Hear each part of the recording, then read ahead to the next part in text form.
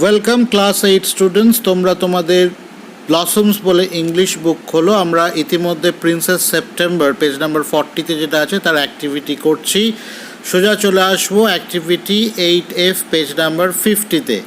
এখানে বলা আছে, দেখো, in the following sentences underline the group of words that have a subject and a predicate and form parts of the main sentence and a finite verb.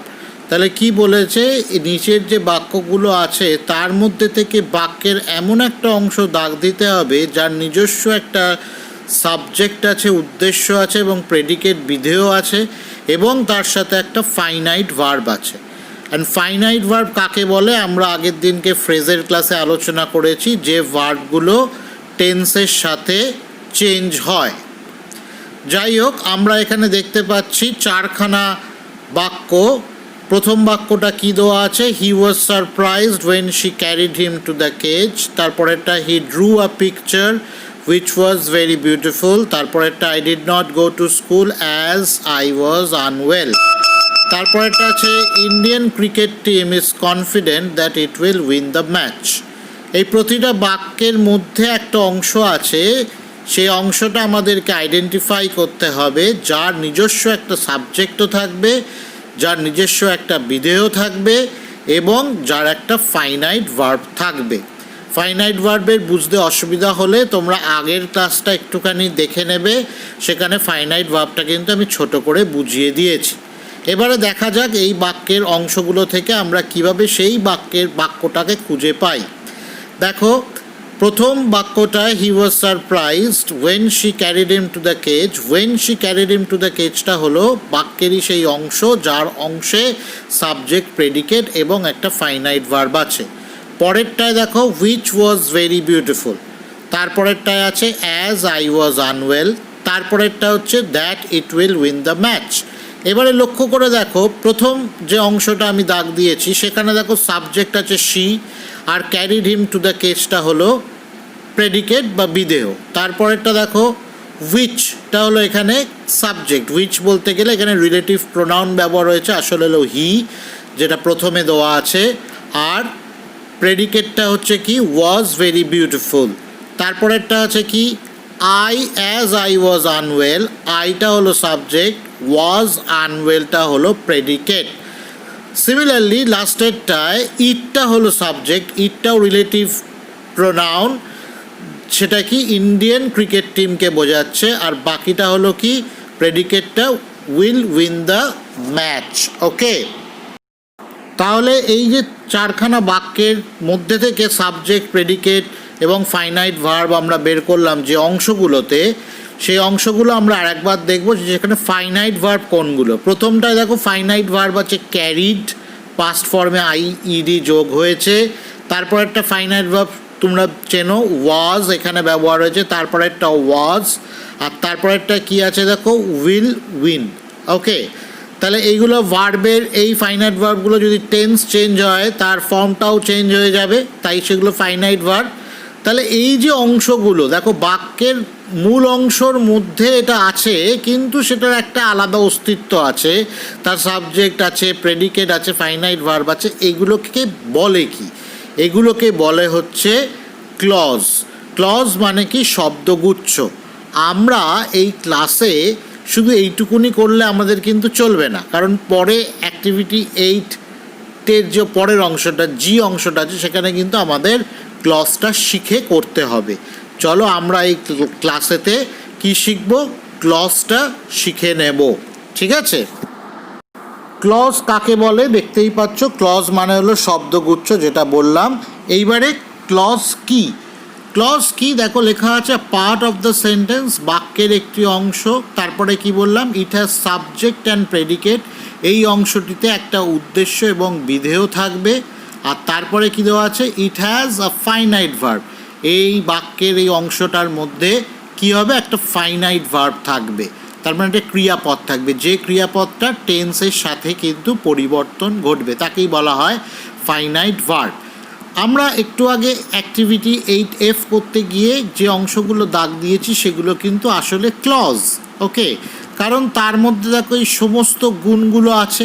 যেগুলো আমরা এক্ষুনি আলোচনা করলাম। আমরা আরও উদাহরণ দিয়ে আলোচনা করব, কিন্তু তোমাদের বোঝার সুবিধের জন্য আশা করি তোমরা সেটা বুঝতেও পারছো যে একটু আগে যেটা করালাম সেটাই এখানে ব্যাখ্যা করা হচ্ছে। ঠিক আছে, এরপরে আমরা দেখব ক্লজের আর একটা কী গুণ আছে যেটা খুব ইম্পর্ট্যান্ট। এই গুণটা কি দেখো, এখানে লেখা আছে ক্লজ ক্যান স্ট্যান্ড অ্যালোন। তার মানে কি, ক্লজের স্বাধীন একটা অর্থ থাকে। তার মানে যে অংশগুলো আমরা ইতিমধ্যে দাগ দিয়েছি অ্যাক্টিভিটি 8F-এ, মূল বাক্য থেকে সেই বাক্যটা যদি আমরা তুলে নিয়ে শুধু আলাদা করে বলি তারও কিন্তু একটা অর্থ থাকবে। ঠিক আছে, এরপরে আমরা চলে আসছি আরও কিছু এক্সাম্পলসে, যা দিয়ে আমরা বোঝার চেষ্টা করব। দেখো দেওয়া আছে এখানে তিনখানা বাক্য, তিনটে বাক্য তোমরা ভালো করে দেখে নাও। প্রথম বাক্যটা কি লেখা আছে, my friend who is blind is brilliant at quizzes. দ্বিতীয়টা, I cannot remember what happen that day. তৃতীয়টা, he became fat when he stopped exercising. হ্যাঁ, তাহলে কি বলেছে, এই বাক্যগুলোর দিয়ে আমরা ক্লজটা কিন্তু বোঝার চেষ্টা করব। এইবারে দেখো আমি কি করেছি, প্রথম যে তিনখানা যে বাক্য বললাম সেই তিনটে বাক্যে দেখো হলুদ রঙের দাগ দেওয়া যে অংশটা সেইটা হলো ক্লজ। কেন ক্লজ? দেখো প্রথমেরটা হু ইজ ব্লাইন্ড, তারপরেরটা হোয়াট হ্যাপেন দ্যাট ডে, তারপরেরটা ওয়েন হি স্টপড এক্সারসাইজিং। তাহলে প্রথমটা আমরা দিয়ে সবকটা বোঝার চেষ্টা করব। প্রথমেরটা কী আছে, হু ইজ ব্লাইন্ড, এক্সপ্লেনেশনে দেখো সেটা বলা হচ্ছে ক্লজ। রিজনস, কারণ কি, দেখো প্রথমেরটা কি বলেছে, it is a part of the sentence, এটা বাক্যের একটা অংশ। সত্যিই তো বাক্যের বাকি অংশটা কি, my friend is brilliant at quizzes, হলুদ অংশটা বাদ দিয়ে যদি পড়ি সেই অংশরই বাক্যের সেইটা হলো মূল বাক্য, তার অংশটা হলো হু ইজ ব্লাইন্ড। তারপরে দেখো বলেছে সেই অংশটাই it has a subject and a predicate, সেটা সাবজেক্টও আছে প্রেডিকেটও আছে। এখানে হু হচ্ছে সাবজেক্ট, ইজ ব্লাইন্ডটা হলো প্রেডিকেট। আর কি বলেছে, ইট হ্যাজ আ ফাইনাইট ভার্ব, এটার কি আছে, এটাতে একটা ফাইনাইট ভার্ব আছে। এখানে ফাইনাইট ভার্ব কি, ইজ, যদি এটা চেঞ্জ হয়ে মানে ক্রিয়াটা যদি পরিবর্তন হতো তাহলে ওয়াজ হতো। ঠিক আছে, তারপরেরটা দেখো 2 নম্বরে হোয়াট হ্যাপেন দ্যাট ডে, তাহলে এটাও সেই একই নিয়মে হচ্ছে, এখানেও সাবজেক্ট আছে প্রেডিকেট আছে। তারপরেরটা দেখো ওয়েন হি স্টপড এক্সারসাইজিং, এটাতেও কিন্তু একটা সাবজেক্ট আছে, এটাতেও একটা প্রেডিকেট আছে। আর এই 2 নম্বর আর 3 নম্বরে ফাইনাইট ভার্ব কোনগুলো, 2 নম্বরে ফাইনাইট ভার্ব হলো হ্যাপেন্ড, আর 3 নম্বরে ফাইনাইট ভার্ব হলো স্টপড। আর সব থেকে মজার ব্যাপার, তুমি যদি দেখো যে হলুদ অংশগুলো দাগ দিয়েছি, হু ইজ ব্লাইন্ড, এটার একটা আলাদা কিন্তু মানে থাকছে, যে অন্ধ। দেখো হোয়াট হ্যাপেন দ্যাট ডে, সেদিন কি হয়েছিল। ওয়েন হি স্টপড এক্সারসাইজিং, যখন সে ব্যায়াম করা বন্ধ করে দিয়েছিল। তাহলে আমি যদি আলাদা করে বলি, যখন সে ব্যায়াম করা বন্ধ করে দিয়েছিল, বাক্যটার একটা আলাদা মানে হচ্ছে কিন্তু অসম্পূর্ণ থাকছে, কিন্তু আলাদা মানেটা তো হচ্ছে। তার কারণ এটাতে একটা সাবজেক্ট থাকছে, এটাতে একটা প্রেডিকেট থাকছে, আর এটাতে একটা ফাইনাইট ভার্বও কিন্তু থাকছে। সেরকমই হোয়াট হ্যাপেন দ্যাট ডে, সেদিনকে কি হয়েছিল, বা হু ইজ ব্লাইন্ড, দেখো আলাদা করে তার একটা অর্থ থাকছে যদিও সেটা অসম্পূর্ণ। আর এটাই হলো ক্লজের মূল প্রপার্টি, যে বাক্যের একটা অংশ হয়েও তার নিজস্ব একটা অস্তিত্ব থাকবে যদিও সেটা অসম্পূর্ণ। ঠিক আছে, এরপরে দেখো আমরা কি করছি, এরপরে আমরা আসবো অ্যাক্টিভিটি 8G-তে। অ্যাক্টিভিটি 8G-তে যেটা করতে বলেছে সেটা কিন্তু আমরা এক্ষুনি করতে পারবো না, তার আগে আমরা একটু দেখে নেব।